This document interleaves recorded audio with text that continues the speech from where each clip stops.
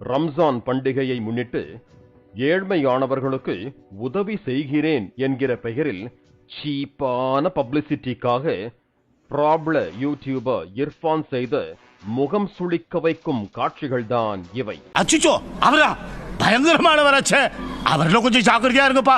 இந்த நிலையில்தான் தற்போது மீண்டும் ஒரு சர்ச்சையில் சிக்கியுள்ளார்.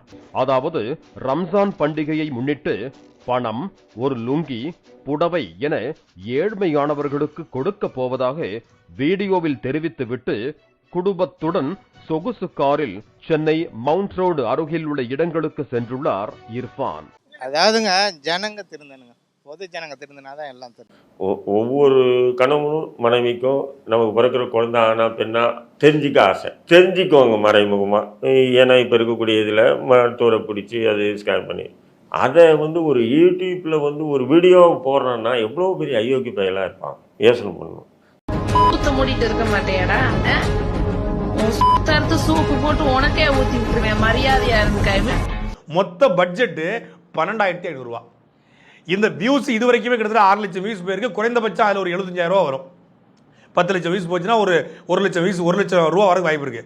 12,000 ரூபா செலவு பண்ணி 1 லட்சம் ரூபா சம்பாதிக்கிற வித்தையை இர்ஃபான்ட்ட கத்துக்கணும். இந்த நிலையில் வழக்கம் போல மன்னிப்பு கேட்டு இர்ஃபான் அறிக்கை ஒன்றை வெளியிட்டுள்ளார். முன்னேற்பாடுகள் ஏதும் இல்லாமல் மனைவியுடன் காரில் சென்று உதவி செய்ததால் சூழலை கையாள தெரியவில்லை. அதில் திணறி சில விஷயங்கள் செய்துவிட்டேன், அதற்காக மனம் வருந்துகிறேன் என்று கூறியுள்ளார் இர்ஃபான். அப்புறம் என்ன நீங்க வந்த நீனா அவ்வளோ பெரிய அப்பாட்டாக்கிறா இல்ல, அவ்வளோ பெரிய அப்பாட்டாக்கிறான்னு கேக்குறேன். உங்க வீட்டு பிள்ளையா நினைச்சு எல்லாரும் என்னை மன்னிச்சிருக்க.